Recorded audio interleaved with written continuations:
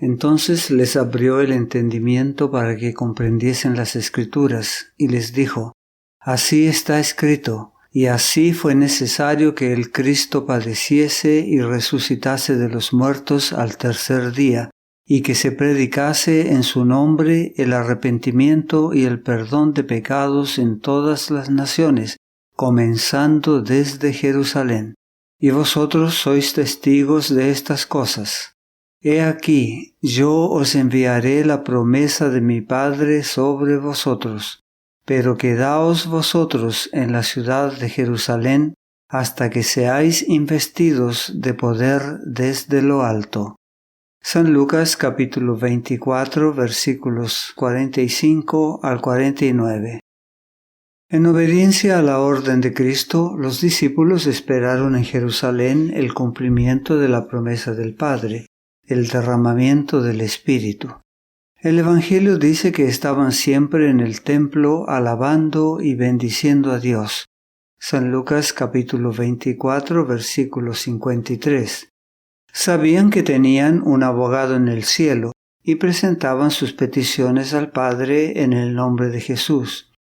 Con solemne temor reverente oraban, repitiendo las palabras impregnadas de seguridad: Todo cuanto pidiereis al Padre en mi nombre, os lo dará. Hasta ahora nada habéis pedido en mi nombre. Pedid y recibiréis, para que vuestro gozo sea cumplido. San Juan capítulo 16 versículos 23 y 24. Extendía más y más la mano de la fe con el poderoso argumento: Cristo es el que murió, más aún, el que también resucitó, el que además está a la diestra de Dios, el que también intercede por nosotros. Romanos capítulo 8 versículo 34. Mientras los discípulos esperaban el cumplimiento de la promesa, humillaron sus corazones en verdadero arrepentimiento y confesaron su incredulidad. Se esforzaban por recordar las palabras que Cristo les había dirigido antes de morir, y su significado se les hacía más claro. Volvían a su mente verdades que habían olvidado y las repetían unos a otros. Se reprochaban no haber comprendido al Salvador. Como en procesión, una escena tras otra de su maravillosa vida pasaba ante ellos. Mientras meditaban en su vida pura y santa, sentían que ningún trabajo sería demasiado duro y ningún sacrificio demasiado grande si tan solo pudieran dar testimonio en sus vidas de la belleza del carácter de Cristo. Si tan solo pudieran revivir los últimos 3 años, pensaban, de cuán diferente modo actuarían. Si tan solo pudieran volver a ver al Maestro, cuán fervientemente se esforzarían por demostrarle cuán profundamente lo amaban y cuán sinceramente lamentaban haberlo entristecido con palabras o actos de incredulidad.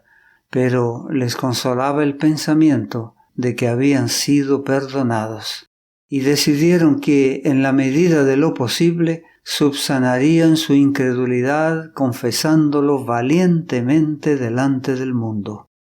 Los discípulos oraban con intenso fervor, pidiendo capacidad para encontrarse con los hombres y, en su trato diario, hablar palabras que guiaran a los pecadores a Cristo. Dejando de lado todas las diferencias, todo deseo de supremacía, se unieron en íntima comunión cristiana. Se acercaban más y más a Dios, y al hacerlo, comprendieron cuán grande privilegio habían tenido al poder asociarse tan estrechamente con Jesús. La tristeza llenaba sus corazones cuando pensaban en cuántas veces le habían entristecido por su tardo entendimiento y su incomprensión de las lecciones que, para el bien de ellos, trataba de enseñarles. Esos días de preparación fueron días de profundo escudriñamiento del corazón. Los discípulos sintieron su necesidad espiritual y suplicaron al Señor por la santa unción que los había de capacitar para la obra de salvar almas. Sentían la responsabilidad de llevar el anuncio de la salvación. Comprendieron que el Evangelio debía ser llevado al mundo y demandaron el poder que Jesús había prometido. Cuando llegó el día de Pentecostés, estaban todos juntos en el mismo lugar. Y de repente vino del cielo un estruendo como de un viento recio que soplaba, el cual llenó toda la casa donde estaban sentados. Hechos capítulo 2 versículos 1 y 2. Mientras los discípulos oraban, el Espíritu se posó sobre ellos con una plenitud que llenó todos los corazones. El Ser Infinito se reveló poderosamente a su Iglesia, y bajo la influencia del Espíritu, las palabras de arrepentimiento y confesión se mezclaban con cantos de alabanza por el perdón de los pecados. Se oían palabras de agradecimiento y de profecía. Los apóstoles se asieron del don impartido. ¿Y qué siguió? La espada del Espíritu se abrió paso a través de la incredulidad. Miles se convirtieron en un día. «Os conviene que yo me vaya», había dicho Jesús a sus discípulos, «porque si no me fuera, el Consolador no vendría a vosotros, mas si me fuere, os lo enviaré. Cuando venga el Espíritu de verdad, Él os guiará a toda la verdad, porque no hablará por su propia cuenta, sino que hablará todo lo que oyere, y os hará saber las cosas que habrán de venir». San Juan capítulo 16 versículos 7 y 13. La ascensión de Cristo al cielo fue la señal de que sus seguidores iban a recibir la bendición prometida. Habían de esperarla antes de comenzar a hacer su obra.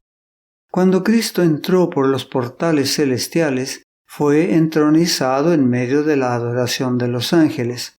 Tan pronto como esta ceremonia hubo terminado, el Espíritu Santo descendió sobre los discípulos en abundantes raudales, y Cristo fue de veras glorificado con la misma gloria que había tenido con el Padre desde toda la eternidad. El derramamiento pentecostal fue la comunicación del cielo de que el Redentor había iniciado su ministerio celestial. De acuerdo con su promesa, había enviado el Espíritu Santo desde el cielo a sus seguidores como señal de que Él, como sacerdote y rey, había recibido toda autoridad en el cielo y en la tierra, y era el ungido sobre su pueblo. No te pierdas nuestro próximo mensaje. La gracia de Dios sea contigo.